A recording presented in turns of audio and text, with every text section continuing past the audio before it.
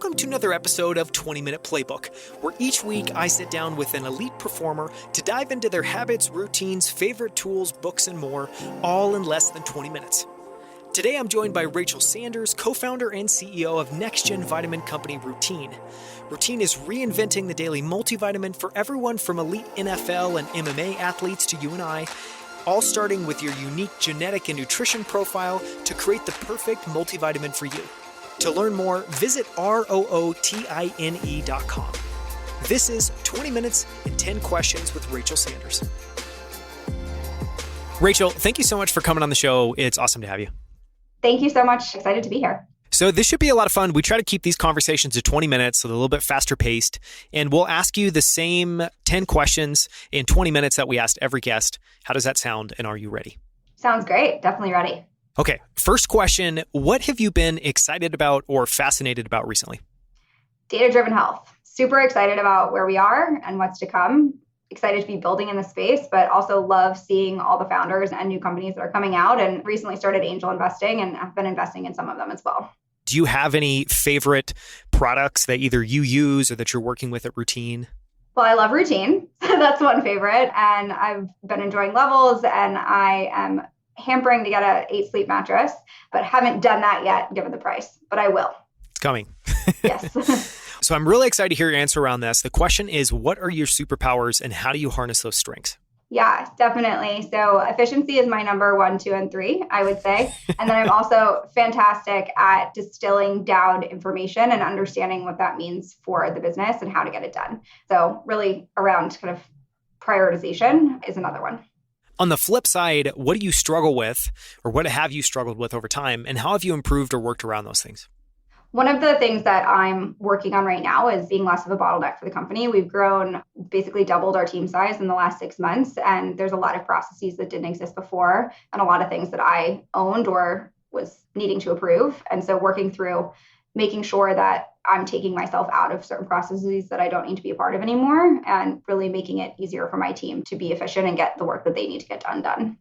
Are you using any playbook there? I've read a handful of different books that kind of offer different playbooks. Are you working from any playbook, or are you just kind of feeling it out and doing what makes sense? Yeah, I'm an On Deck Fellow now, and they send everyone the book, The Great CEO Within, which is a fantastic book that has, I'm not necessarily working from it as a playbook, but it definitely gives a basis for thinking through how to kind of work through those issues. And we're also building remote first. And so there's a lot of new content out there around what makes remote first organizations thrive, and really thinking about how to build something, an organization that thrives on async work. So combining things like Notion and Loom and getting rid of as many meetings as you can, stacking any internal meetings that you need to decrease the amount of time between meetings and make sure that people can get stuff done whenever it works best for them. Yeah, I see a clear through line of efficiency and all those things as well too. Yep, exactly. On the habit side, what habits have you experimented with? These could be things you do today. These could be things you've just tried and you want to try again, but habits that have had a positive impact on your life and performance. I've been trying a lot of different productivity hacks, and this goes back to the string of efficiency and how to get more work done and be more efficient throughout my day and give myself time back. The top couple that I've been doing is I started building out 2 no-call days a week about 2 months ago, which has been a game changer in the amount of stuff that I can get done, because I can really focus on things that I need to do and get into that deep work, deep focus side of things, especially as you're thinking about strategy and growth and execution and what needs to be tested and how do we think about scaling. Those are big questions that you need to have time to think about, and you can't do that if you're having a call every other 30 minutes. On the health side, and this is very related to your work at Routine, but on the health side, what's your approach to diet, exercise, sleep, and how have those things evolved over time? Yeah, data-driven and trackable. That's my overarching approach to all of it. So I want to understand where I am, where I'm trying to go, and making sure I'm looking at the feedback loops that exist. So on the micronutrient side, seeing where my levels are, seeing if the nutrients that I'm taking are impacting the goals that I want to make. On the exercise side, I have a Peloton, which is connected fitness and trackable from that perspective, as well as just understanding what other kind of biomarkers, whether it's digital biomarkers or tested biomarkers, where my body is and kind of where I need to go.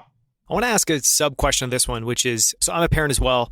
I definitely feel like if you're a parent, you know that you can't really grade yourself on the same curve. Maybe diet, you can grade yourself on the same curve, but exercise and sleep, there's just very different challenges when you're a parent. So any advice that you would have around health, fitness, exercise, sleep for parents? I don't know if I got less sleep right when I had a newborn or when I was in investment banking, but I would say like both are a problem. So as you think about across your health stack, sleep, nutrition, exercise, and mental health, when you're a parent and when you have a kid, some of those are going to suffer and you just have to accept it. And then think about, okay, what can I do? What can I do today that can help me feel better tomorrow?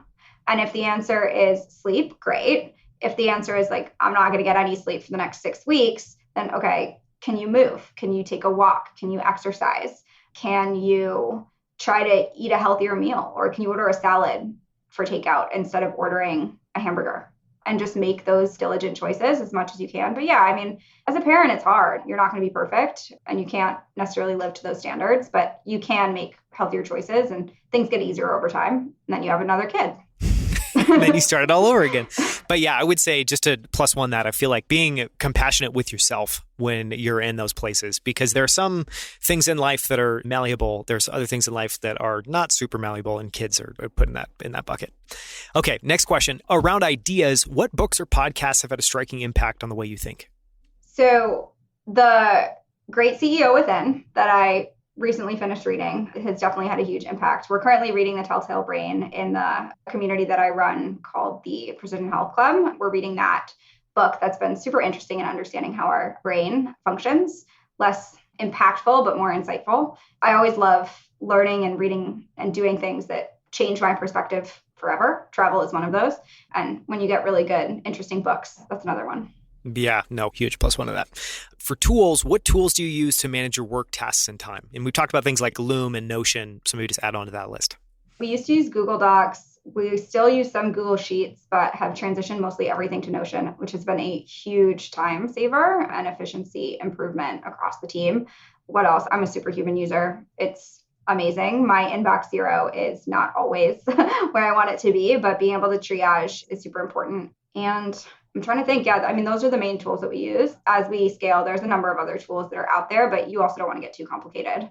If you can kind of keep everything more to 2 or 3 different tools and your team knows how and where to use them, then you can scale pretty quickly with that and then reassess when you need to. Yeah. It's a dream if you can keep that count small, and it prevents you from having like a one password with like 120 different login details for a million tools that you're not using. We ask every guest the same 3 closing questions. And the first one is around success. And the question is, what is your definition of success? And you can take this any direction that you want, but I think it really is just as you think about your life, you think about your work, what is that bar for being successful?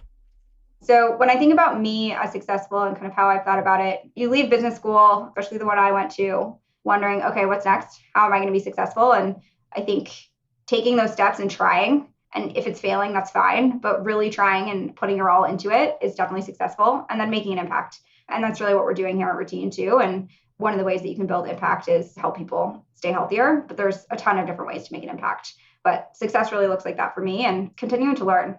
I'm a lifelong learner. I love learning. So if I'm doing something where I'm learning a new skill, a new task, whatever, then that's successful as well. Yeah, I get the sense you're insanely curious, which I always think is a very good trait. So the next question is kind of the flip side of that coin, and it's around failure. And the question is, what is one of your favorite failures? And I think what we try to look for there is something that didn't work out for whatever reason, but that taught you something valuable or just pushed you, propelled you in a better direction. The first company I founded, I would just say that. It was my leap into entrepreneurship. It was what taught me that I loved it. It was what taught me that I could do it and taught me some of the key things to look out for and how to think about building a team, scaling, and all of that. And I would say that was the best failure I've had. So last question, and the last question is around gratitude. And it's super simple. It's just, what are you most grateful for in this phase of your life? My current family work combo. I couldn't be more happy with what I get to do on a daily basis and the time that I get to spend with my family and with my daughter. I often think back to my investment banking days and know that my current life would not be possible in that position. And building a company that helps other people find great balance, whether that's with family or their own personal pursuits, because we're building async, because we're building remote first, and because we're making an impact for others. It allows people to kind of fulfill that part of their journey as well. That's a beautiful answer. Where can people go to find out about routines? Where can people go to follow you? You can find us at our website, which is routine.co, spelled ROOTINE. You can follow us on social at routine_co, and you can follow me on Twitter at Rachel S. Sanders. Thank you so much, Rachel. This has been a great little conversation. Thanks so much. Thanks for having me. For more from Rachel, listen to our long-form conversation all about the next-gen vitamin company she's building called Routine in episode 61. You can also find the show notes and transcript for this episode on our website at outlieracademy.com/62. There you can also explore more incredible interviews with the founders of Rally, Titan, Superhuman, and Primal Kitchen, as well as many of the world's best-selling authors and some of the world's smartest investors. Thank you so much for listening. I'll see you right here next week on 20 Minute Playbook by Outlier Academy.